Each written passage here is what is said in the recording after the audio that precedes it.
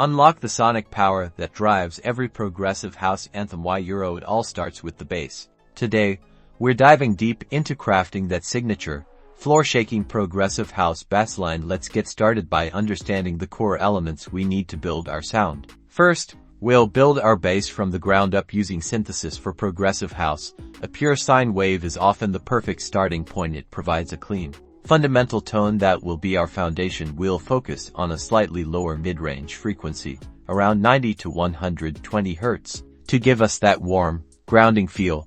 To add that essential weight and rumble, we'll layer in a sub-oscillator. This will be a pure sine wave set an octave lower than our main tone, filling out the low-end spectrum and creating that physical impact. Now, let's shape the envelope to give our bass its characteristic attack and sustain. We want a relatively fast attack so the bass hits hard, but we'll set the decay and sustain to be quite long, allowing the note to breathe and evolve. This creates that smooth, gliding feel progressive house is known for.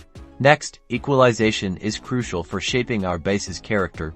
We'll want to gently roll off the very low subfrequencies below 30 Hz to avoid muddying the mix. Then, we'll boost a narrow band in the mid-frequencies, around 150 to 250 Hz. To add some warmth and body, we might also subtly boost a bit in the upper mids, around 800 to 1500 Hz, to give it some presence and clarity, allowing it to cut through the mix. To add a touch of grit and harmonic richness, a subtle bit of saturation or harmonic distortion works wonders. This isn't about making it sound distorted, but rather adding subtle harmonics that make the bass more audible and interesting on smaller speakers, while also giving it a pleasing warmth. Finally, we can add a subtle stereo widening effect like chorus or phaser. Keep these settings very subtle to avoid making the bass sound thin or phasey. The goal is just to add a touch of movement and wideness without sacrificing the fundamental power of the low end.